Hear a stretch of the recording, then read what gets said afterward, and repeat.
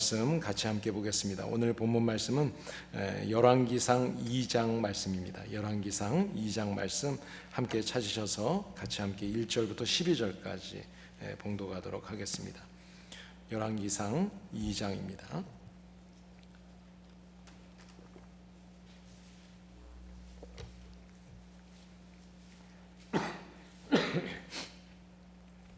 열왕기상 2장 1절부터 우리 12절까지 함께 같이 봉독합니다. 시작. 다윗이 죽을 날이 임박하매 그의 아들 솔로몬에게 명령하여 이르되 내가 이제 세상 모든 사람이 가는 길로 가게 되었노니 너는 힘써 대장부가 되고 내 하나님 여호와의 명령을 지켜 그 길로 행하여 그 법률과 계명과 율례와 증거를 모세의 율법에 기록된 대로 지키라. 그리하면 내가 무엇을 하든지 어디로 가든지 형통할지라. 여호와께서 내 일에 대하여 말씀하시기를 만일 내 자손들이 그들의 길을 삼가 마음을 다하고 성품을 다하여 진실이 내 앞에서 행하면 이스라엘 왕위에 오를 사람이 내게서 끊어지지 아니하리라 하신 말씀을 확실히 이루게 하시리라. 스루야의 아들 요압이 내게 행한 일 곧 이스라엘 군대의 두 사령관 네르의 아들 아브넬과 예델의 아들 아마사에게 행한 일을 내가 알거니와 그가 그들을 죽여 태평시대에 전쟁의 피를 흘리고 전쟁의 피를 자기의 허리에 띤 띠와 발에 신은 신에 묻혔으니 내 지혜대로 행하여 그의 백발이 평안히 수월에 내려가지 못하게 하라. 마땅히 길르앗 바르실레의 아들들에게 은총을 베풀어 그들이 내 상에서 먹는 자 중에 참여하게 하라. 내가 내 형 압살롬의 낯을 피하여 도망할 때 그들이 내게 나왔느니라. 바울임 베냐민 사람 게라의 아들 시므이가 너와 함께 있나니 그는 내가 마하나임으로 갈 때에 악독한 말로 나를 저주하였느니라. 그러나 그가 요단에 내려와서 나를 영접함으로 내가 여호와를 두고 맹세하여 이르기를 내가 칼로 너를 죽이지 아니하리라 하였노라. 그러나 그를 무지한 자로 여기지 말지어다. 너는 지혜 있는 사람이므로 그에게 행할 일을 알지니 그의 백발이 피 가운데 수월에 내려가게 하라. 다윗이 그의 조상들과 함께 누워 다윗성에 장사되니 다윗이 이스라엘 왕이 된 지 40년이라 헤브론에서 7년 동안 다스렸고 예루살렘에서 30년 동안 다스렸더라. 솔로몬이 그의 아버지 다윗의 왕위에 앉으니 그의 나라가 심히 견고하니라. 아멘.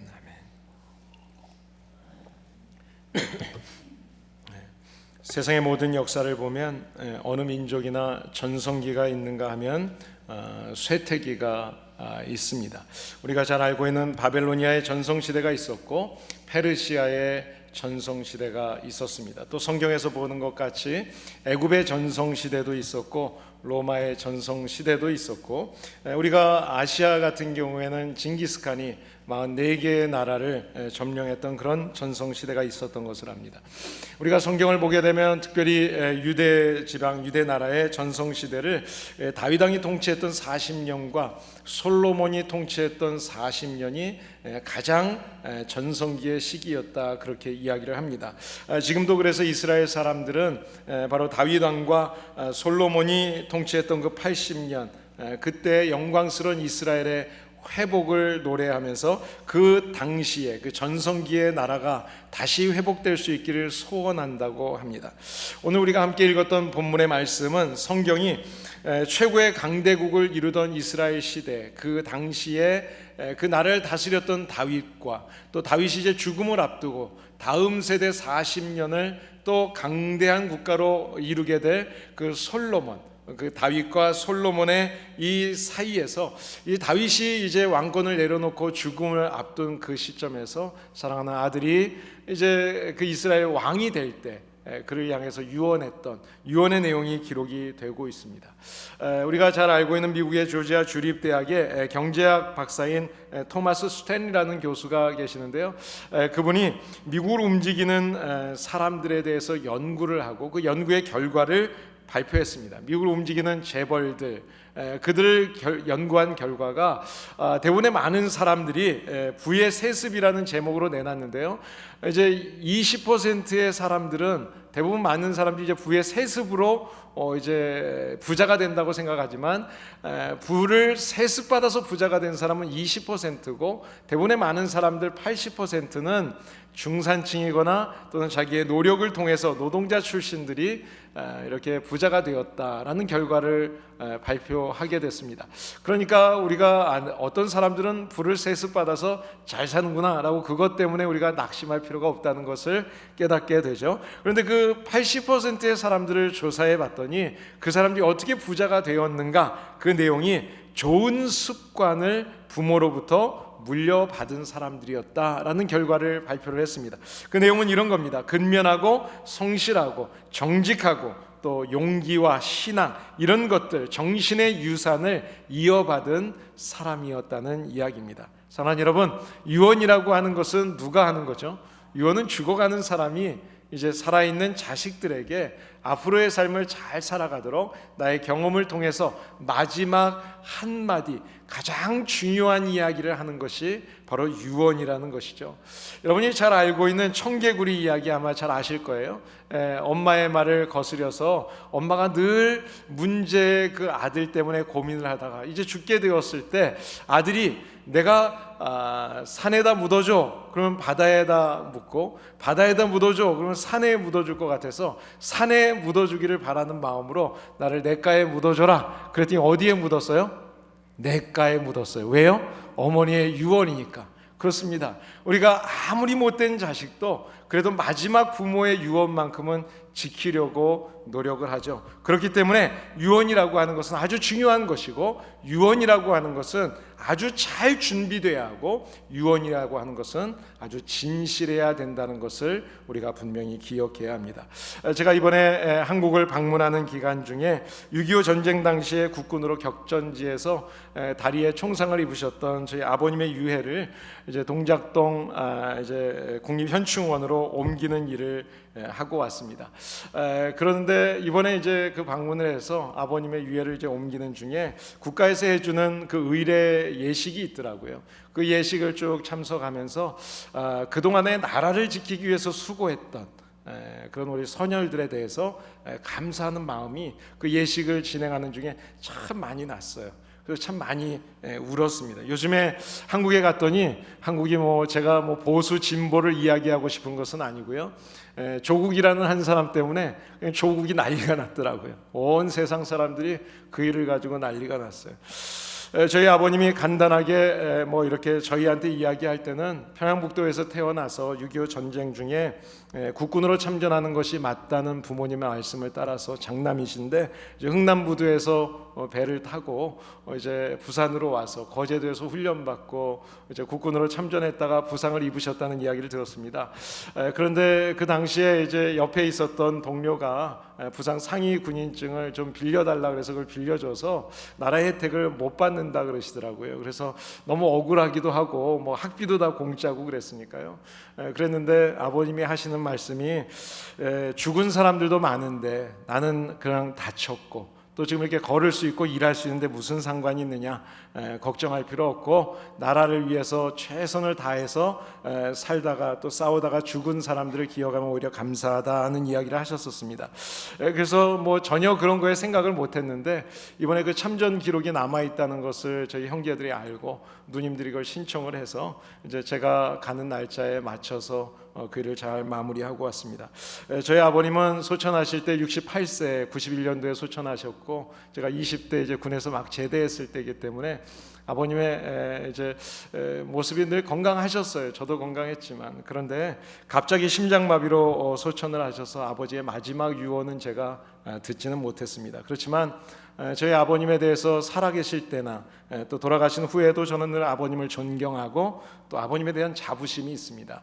왠가 하면 가끔 아버지가 자식들에게 어떤 말을 하고 싶으셨을까 하는 생각이 저도 유언에 대한 생각을 할 때마다 생각이 나요. 그런데 저희 아버님을 생각하면 늘 자기 있는 자리에서 최선을 다해라, 성실해라, 그리고 사람 앞에 진실해라 하는 말씀을 하셨고 늘 그렇게 사셨던 분이었기 때문에 아버지가 마지막 유언도 아마 그렇게 했을 거야라는 생각을 가지고 늘 위로를 받습니다. 저도 여러분들에게 종종 이야기하는 것처럼 제 컴퓨터에 제 유언을 적어놓고 매일 다시 한번 읽어보고 그렇게 하는데요. 미리 적어놓은 아들 딸들에게 이렇게 남기는 그 글에 보면 그 아버지가 저에게 하셨던 말씀도 그 대목 속에 좀 기록이 되어 있습니다.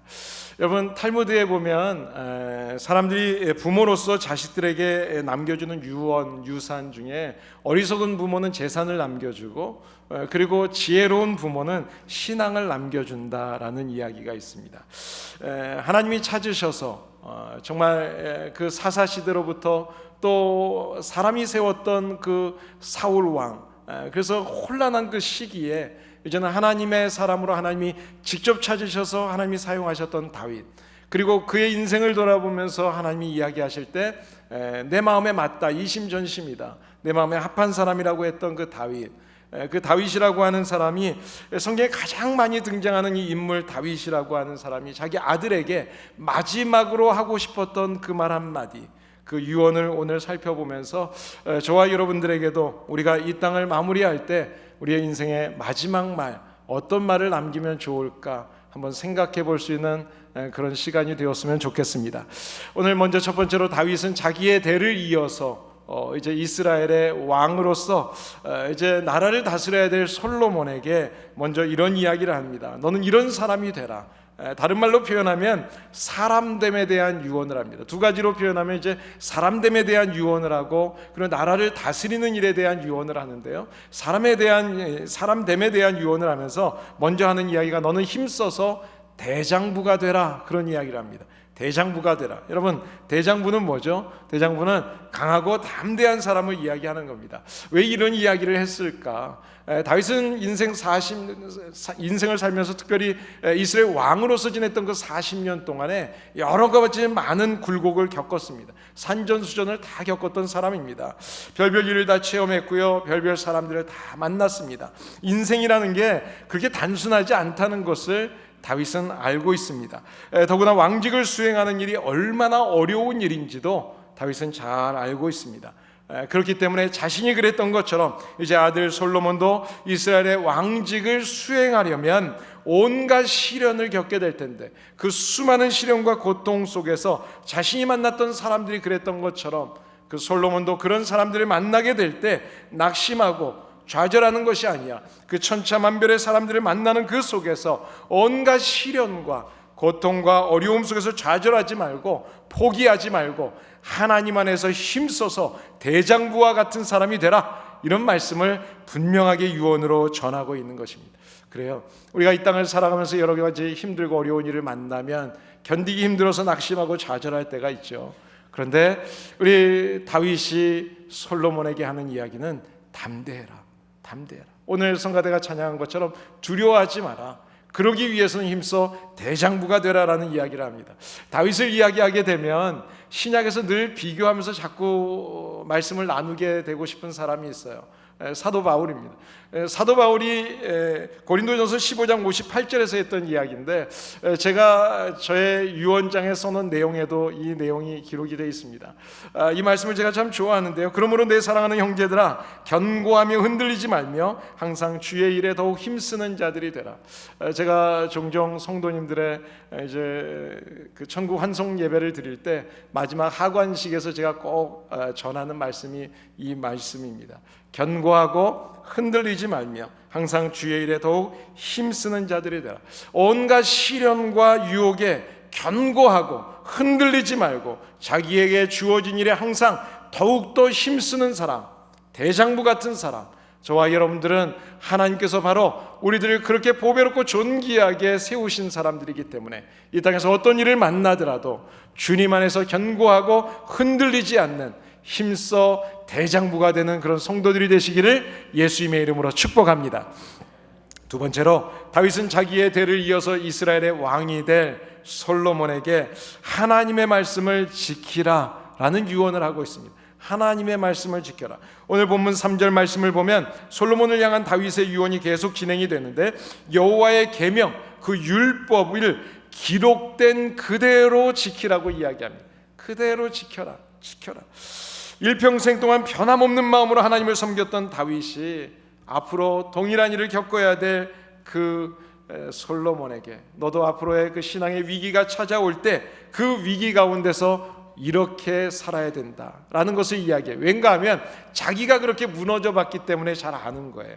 여러분, 왕이기 때문에 다윗은 자기 위에 더 이상 높은 사람이 없었던 사람입니다. 다윗이 넘어졌던, 다윗이 실패했던 순간은요, 힘들고 어려웠던 굴에 숨어 있을 때가 아니었어요. 잘 나갈 때였어요. 왕이 되었을 때요, 편안했을 때, 그때 시험의 유혹에 넘어졌던 거예요. 그래서 다윗은 자기가 간섭할 사람이 없는 위치에 있을 때, 자기에게 어떤 평가를 내리는 사람이 없을 때, 왕의 생각이 법이었을 때, 그때 넘어질 수 있다는 거죠.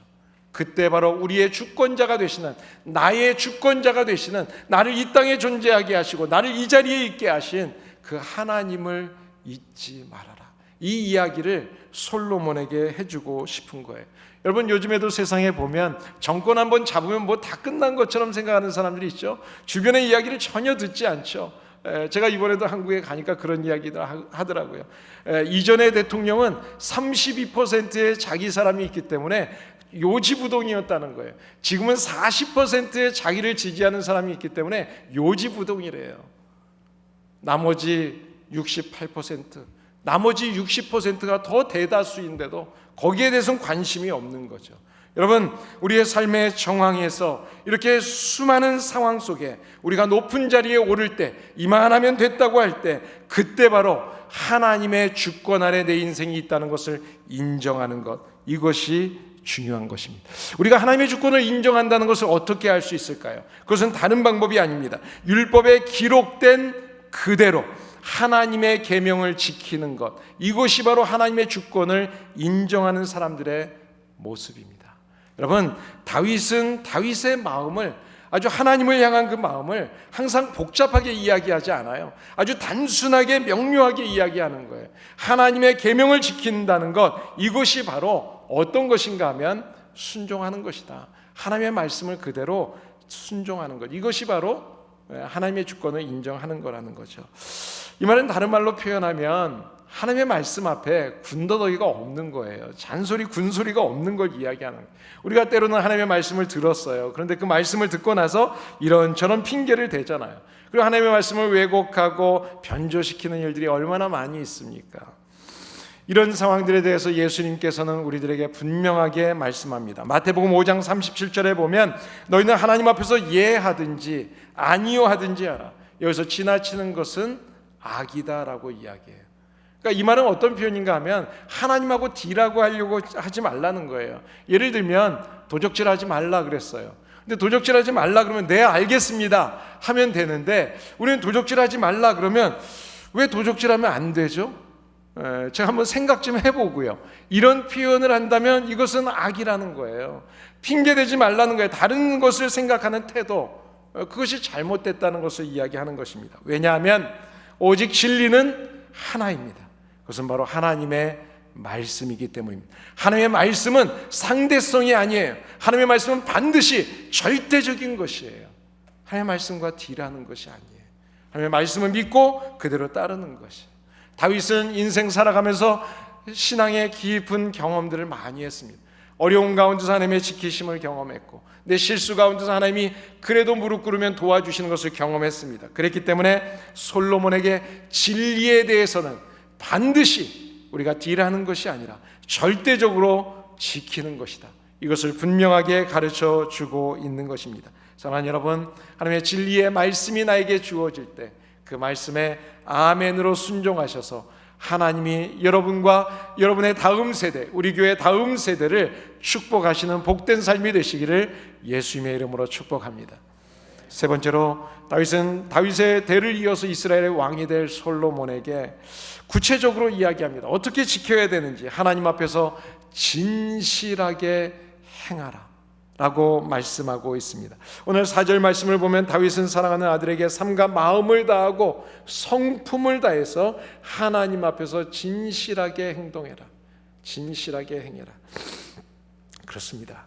여러분, 우리가 많이 아는 것도 중요해요.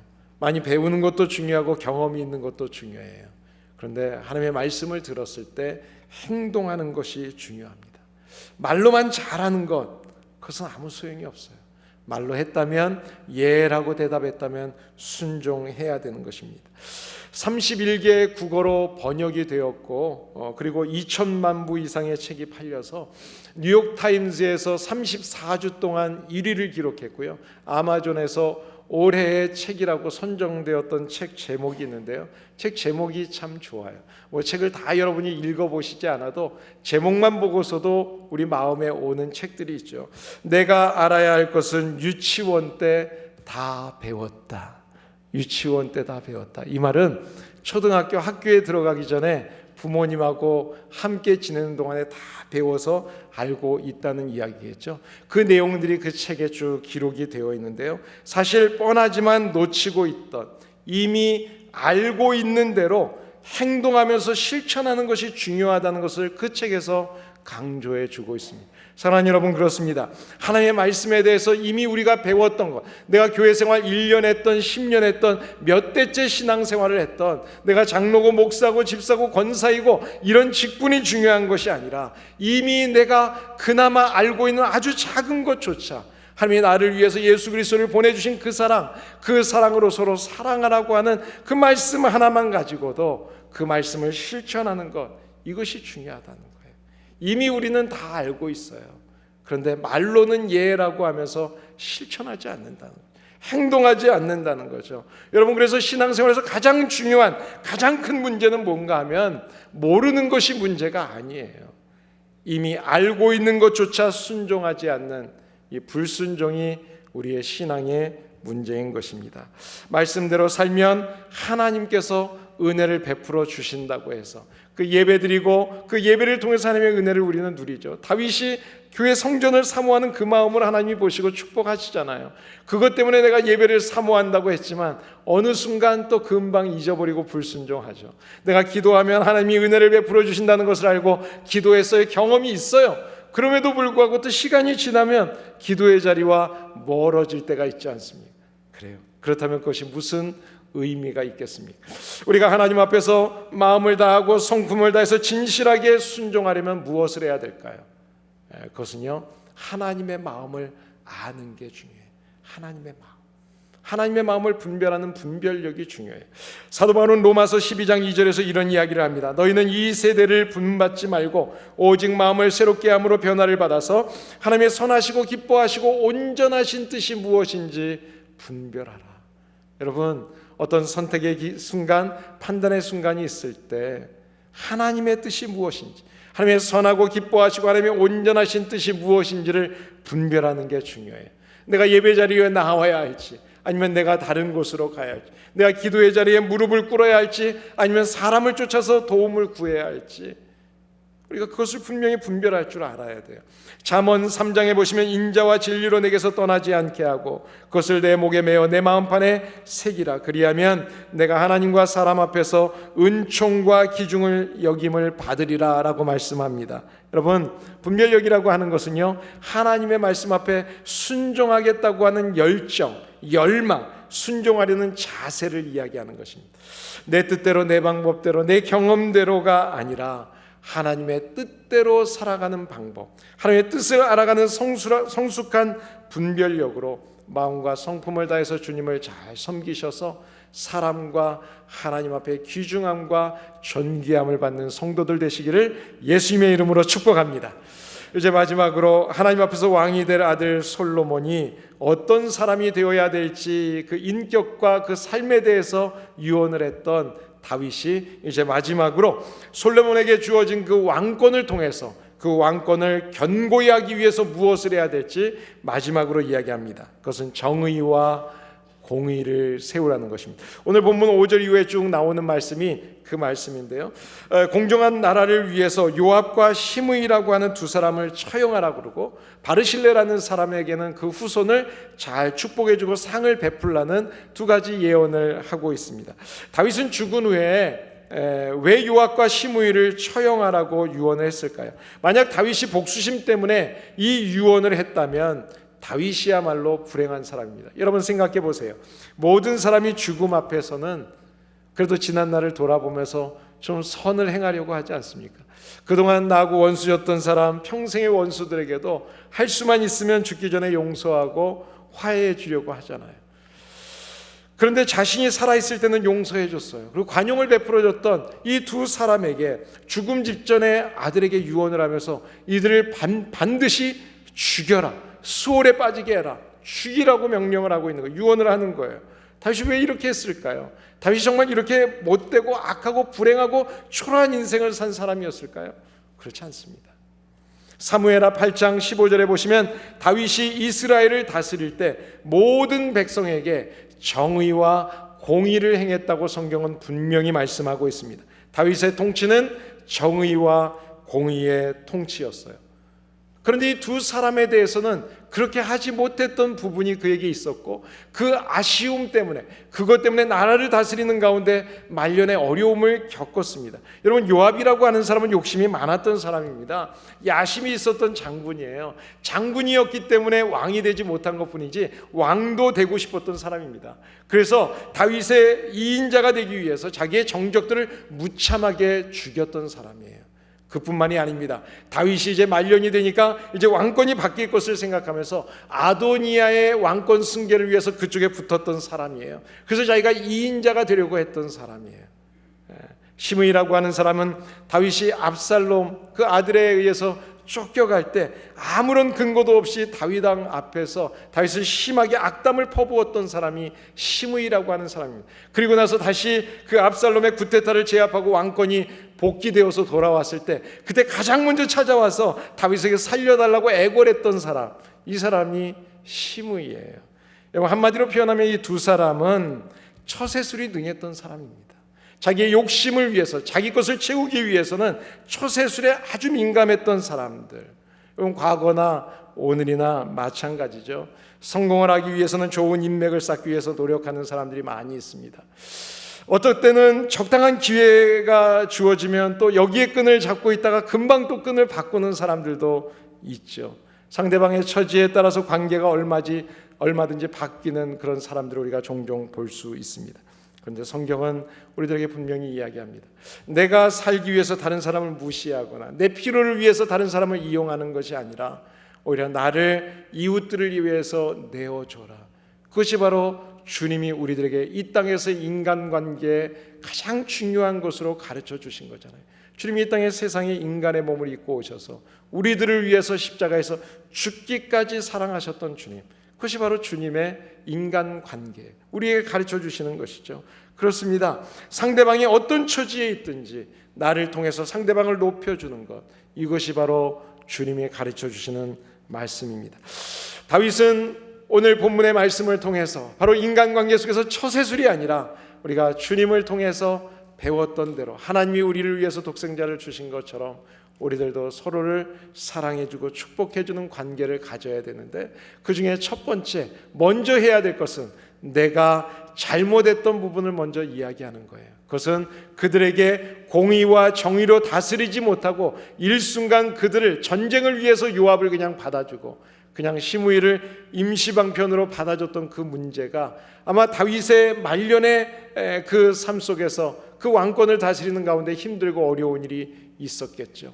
그래서 다윗이 솔로몬에게는 너는 이 왕권을 잘 지키기 위해서 정의와 공의로 다스려라. 자, 그 다음에 다윗은 반란을 일으킨 압살롬을 피해서 마하나임으로 도피해 있는 동안에 자기를 도와줬던 한 사람을 아들에게 이야기합니다. 그 사람은 바로 바르실레라는 사람인데, 다윗이 먹을 것이 필요한, 숨어서 살고 있으니까, 도망자니까 먹을 것도 구할 수 없죠. 어디 일할 수도 없잖아요. 그때 먹을 것을 주었던 바르실레의 은공을 잊지 않고 죽을 때까지 기억하고 있었던 것을 우리가 성경에서 보게 됩니다. 바르실레의 행동이라고 하는 것은 쉬운 결정이 아니었습니다. 여러분, 압살롬이 반란을 일으켰어요. 충신들이, 제사장도 지금 그를 따릅니다. 자, 그때 여러분 한번 생각해 보세요. 만약에 압살롬이 정권을 잡았다면 바르실레는 반드시 죽임을 당했겠죠. 그러니까 이 말은 죽을 것을 생각하면서도 그 어려움에 있는 다윗을 도와줬다는 거예요. 죽음을 무릅쓰고 도와준 거죠. 그래서 이 반란이 진압된 이후에 다윗이 바르실레를 부릅니다. 찾아가서 그를 자기의 곁에 데리고 있으려고 예루살렘에 가자고 했어요. 그런데 이 바르실레가 자기는 됐다고, 자기는 오히려 그것을 호의를 사양하면서 자기의 자식들, 자기의 아들들을 도와달라고, 책임져 달라고, 잊지 말아 달라고 부탁을 하는 거예요. 자, 바르실레가 다윗을 보호했던, 이렇게 보필했던 이유가 무엇이었는가? 그것은 바로 다윗을 통해서 자기의 한 자리를 차지하려고 했던 게 아니에요. 하나님의 주권을 인정한 것입니다. 다윗은 누가 세운 사람입니까? 하나님의 기름을 부음받은 하나님이 세우신 지도자였어요. 그 하나님의 주권을 인정했습니다. 그래서 다윗이 어떤 처지에 있건 상관없이, 지금 압살롬을 피해서 도망자의 신세에 있지만 그러나 하나님을 믿었기 때문에 그 초라한 다윗을 정성을 다해서 보필했던 것입니다. 그런데 어떻게 됐을까요? 그렇게 하나님의 주권을 인정하고 섬기고 보필했던 그 바르실레를 다윗이 기억했고요, 하나님이 기억하셨습니다. 그래서 이 바르실레는 오고 오는 모든 사람들에게 성경의 기록이 되어져서 우리에게 알려주고 있는 것입니다. 사랑하는 여러분, 믿음은 무엇일까요? 믿음은 다른 말로 표현하면 하나님 앞에 충성하는 것입니다. 하나님의 말씀 앞에 신실하게 충성하는 것, 이것이 바로 믿음입니다. 하나님께서 기뻐하시는 믿음은 눈에 보이는 유익을 따라서 쉽게 변하는 열심이 아니에요. 내가 좋을 때는 열심히 섬기다가 내가 좀 기분 나쁘면 때려쳐, 그런 것이 아니에요. 눈에 보이지 않지만 뛰지 않는 곳에서, 하나님이 보시지 않는다고 할지라도, 사람이 알아주지 않는다 할지라도 어느 곳에서나 신실하게 최선을 다하는 충성, 이것이 바로 하나님 앞에서의 믿음입니다. 또한 믿음이라고 하는 것은 우리 사람들 앞에서 보여지는 믿음은 다른 것이 아닙니다. 바로 보잘것없어 보이지만 모든 사람들에게 동일한 마음으로 진실하게 섬겨주는 신실함, 내 필요 때문에 달라붙고 내 필요 때문에 어떤 처세술을 부리는 것이 아니라 나보다 연약한 사람들을 먼저 보고 그 사람들을 돌보아주는 마음, 이것이 바로 우리의 믿음이 세상 사람들에게 비춰지는 것입니다. 요압과 시므이가 하나님께서 기름 부으신 다윗의 권위에 도전했던 사람들이었다면, 바르실레는 압살롬을 피해서 도망하고 있던 초라한 다윗을 하나님께서 기름 부으신 하나님의 사람으로 믿었기 때문에 목숨을 걸고 지켜주었던 인물이었습니다. 하나님께서는 이런 믿음의 사람으로 우리들이 하루하루 살아가기를 원하십니다. 저와 여러분들이 이런 믿음의 삶을 날마다 사셔서 하나님께 기억되시는 값진 인생이 되시기를 예수님의 이름으로 축원합니다. 죽기 전에 다윗의 최대 관심사는 바로 왕권이 유지되는 것이었고요, 그 왕권이 유지되기 위해서 그 아들이 바르게 신앙생활을 하는 것이었습니다. 그래서 솔로몬에게 먼저 개인적으로 하나님 앞에서 신실하게 잘 섬기도록, 그리고 나라를 다스릴 때는 정의와 공의로 다스리도록 유언을 했습니다. 열왕기상 2장 12절의 말씀을 보면 솔로몬이 그의 아버지 다윗의 왕위에 앉을 때 나라가 견고해졌다라고 이야기를 합니다. 그런데 이것은 그냥 이루어진 것이 아닙니다. 나중에 열왕기상 2장 46절에 보면 요압과 시므이가 이제 처형당하는 마지막 모습이 나옵니다. 그때 솔로몬의 손에 의해서 나라가 견고해졌다고 기록이 되고 있습니다. 요압과 시므이, 그들이 다윗의 유언대로 솔로몬에 의해서 이제 죽임을 당하게 됐을 때, 그 죽임도요, 솔로몬이 그냥 유언이기 때문에 죽인 게 아니에요. 그들에게는 기회가 있었음에도 불구하고 요압과 그 아도니아와 함께했던 그 왕위 찬탈 계획이 있었죠. 그것 때문에 이제 요압은 죽게 되는 거예요. 그리고 시므이는 솔로몬이 명령했던 어떤 경계가 있는데 그것을 벗어났던 그 제목 때문에 죽임을 당하게 돼요. 그러니까 그냥 유언을 다 받들은 것이 아니에요. 하나님의 말씀 앞에서 정의와 공의로 다스린 거죠. 결국은 그 이후에 이스라엘에 이제 솔로몬이 나라를 다스리는 견고한 나라가 되는 전환점이 되었습니다. 우리 하나로 커뮤니티 교회와 엠마오 장로교회가 이제 좋은 비전 교회로 새로운 첫 출발을 시작합니다. 이때 우리가 해야 할 일, 이 교회가 하나님의 견고하게 지켜주시는 교회가 되기 위해서 먼저 우리의 신앙을 하나님 앞에서 분명하게 바로 세우고, 그리고 하나님의 말씀 앞에 정의와 공의로 다스리는 교회 공동체가 되어서 우리 교회를 통해서 주님이 오시는 마지막 그날까지 하나님의 역사가 이루어질 수 있는 하나님이 쓰시는 교회 될 수 있기를 예수님의 이름으로 축복합니다. 사랑하는 여러분, 유언은 자식들에게 큰 영향력을 끼칩니다. 다음 세대들에게 큰 영향력을 끼칩니다. 부모님의 유언을 잘 지키면 본인이 복을 받습니다. 우리가 하나님의 말씀을 잘 지키면 우리 교회가 복을 받습니다. 미국의 아브라함 링컨 대통령은 어머니의 유언을 잘 들었다고 합니다. 성경 속에 부자가 되는 비결, 정치를 잘하는 비결, 세상을 잘 사는 비결이 들어있다. 늘 성경을 읽으면서 성경대로 살아라. 이 말씀을 잊지 않았기 때문에 그는 훌륭한 지도자가 됐습니다. 여러분이 잘 아시는 세계 최고의 부자로 알려진 록펠러라고 하는 사람도 어머니의 유언 4가지를 늘 기억하고 살았다고 이야기하죠. 평생 주의를 잘 지키고, 그리고 11조를 떼어먹지 마라. 그리고 예배를 드릴 때는 항상 앞자리에 앉아라. 그리고 평생 목회자들, 지도자들, 교회 지도자들 잘 따르면서 함께 협력해라. 이것이 잘 사는 길이다. 그 유언을 지키는 가운데 복을 받았다고 록펠러는 자기의 자서전에서 그렇게 이야기를 합니다. 사랑하는 여러분, 인생의 마지막에 유언을 하는 다윗의 신앙의 특징을 보게 되면 다윗의 인생은 오뚜기 신앙이었습니다. 여러 가지 어려운 일들을 많이 겪었던 사람이에요. 우리가 너무나 잘 알죠. 역경과 시련이 많이 있었어요. 그런데 인생의 말년에 더 큰 어려움이 많이 있었어요. 여러분, 좀 젊을 때 어려움이 있으면 견뎌낼 수 있잖아요. 그런데 내가 몸도 힘들고 이제 연약해졌는데 그때 내가 어려움을 겪으면 얼마나 좌절감을 느끼게 됩니까? 다윗은 말년에 통치의 기반이 뿌리채 흔들리는 어려움을 겪었습니다. 자기 아들이 왕권을 탈취하기 위해서 반란을 일으켰고 거기에 수족과 같았던 신하들이 배신을 했습니다. 죽음이 가까우니까 한 사람 한 사람 자기의 측근들이 떠나가요. 자기의 이익을 챙기기 위해서 혈안이 되죠. 요압도 제사장 아비아달도 다 거기에 가담을 하게 됐습니다. 다윗의 인생 속에서 겪었던 많은 일들이 있었지만 그 인생의 굴곡이 그것뿐만이 아니죠. 아내로부터도 어려움을 겪게 되고요. 또 그뿐만이 아닙니다. 사실은 돌아보면 자기 스스로가 유혹에 넘어졌던 잘못도 있었죠. 이런 많은 굴곡이 있었던 사람이에요. 그런데 이런 생애를 성경이 다윗에 대해서 한 줄로 표현하는 가운데 다윗의 인생을 정말 너무 의미 있게 써놓은 그런 마지막 말이 저에게 늘 남아 있어요. 저희 아버님의 이전의 비석을 이렇게 보고 다시 이제 현충원의 비석에 글을 올리면서 아버지를 생각하면서 아버지에 대한 생각을 저도 기록을 해봤는데요. 다윗의 생애를 역대상 29장에 보면 이렇게 평가하고 있습니다.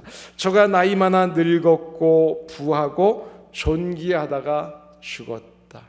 여러분, 이 세상에는 나이 많아서 늙어도 부자로 살다가 죽는 사람들 많이 있습니다. 얼마 전에 죽었던 큰 항공사의 사장도 부를 많이 누리다가 죽은 사람이죠. 그런데 늙도록 부자이면서 존경을 받는 사람을 찾기는 그렇게 쉽지 않습니다.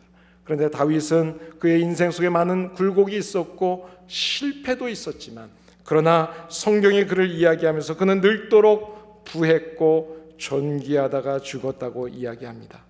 다윗이 죽은 후에 같은 뜻을 가졌던 아들 솔로몬이 그 아버지의 뜻을 따라서 왕권을 잘 유지했던 것처럼 이런 내용을 보게 되면 다윗은 참 성공한 인생이구나 하는 생각을 하게 됩니다. 그러면 왜 다윗은 이런 인생을 살았다고 성경은 후하게 평가하고 있을까요? 그것은 다른 것이 아닙니다.